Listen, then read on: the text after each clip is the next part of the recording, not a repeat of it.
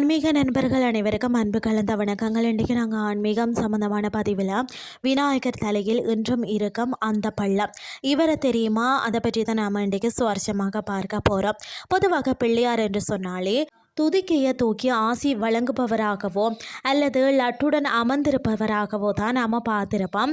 ஆனால் ராவணனிடம் பலமாக குட்டு வாங்கி இன்றும் அந்த வடுவுடன் காட்சி தரக்கூடிய ஒரு விநாயகர் தான் இங்கு இருக்கிறாராம். திருக்கோகர்ணம் மகாபலேஸ்வரர் திருக்கோயில் தான் இது. அதாவது பார்த்தீங்கன்னா, சிவபெருமானிடம் இருந்த ஆத்மலிங்கத்தை பெற்ற ராவணன் தான் அதை இலங்கைக்கு கொண்டு செல்ல முயன்றானாம். ஆனால் இந்த லிங்கம் இலங்கைக்கு சென்றால் உலகம் தாங்காது என உணர்ந்த தேவர்கள் விநாயகரின் உதவியை நாடினராம். ஒரு சிறுவன் வடிவில் வந்த விநாயகர் லிங்கத்தை ராவணனிடம் இருந்து வாங்கி தரையில வைத்து விட்டாராம். ஆத்திரமடைந்த ராவணன் தான் அந்த சிறுவனின் அதாவது விநாயகரின் தலையில பலமாக ஒரு குட்டு வைத்தாராம்.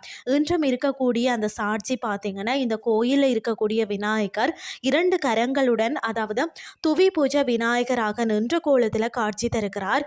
இவருடைய சிரசின் அதாவது தலைக்கு நடுவில் பார்த்தீங்கன்னா இன்றும் ஒரு பள்ளம் இருக்கிறத காணலாம்.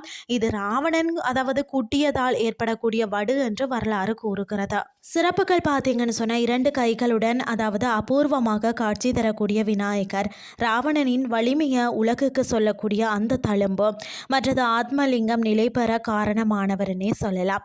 புராணங்கள் வரும் கதைகள் இல்லைங்க, அவை என்றும் அடையாளங்களோடு நம்மளிடையே வாழ்ந்து கொண்டிருக்கின்றன என்பதற்கு இந்த விநாயகரே சாட்சி. இன்றைய ஆன்மீகம் சார்ந்த பதிவு உங்களுக்கு பிரயோசனமாக அமைஞ்சிருக்கும்னு சொல்லி நானும் நம்புகிறேன். இதே மாதிரி மற்றும் ஒரு ஆன்மீகம் சார்ந்த பதிவோடு உங்களை சந்திக்கிறேன். நன்றி.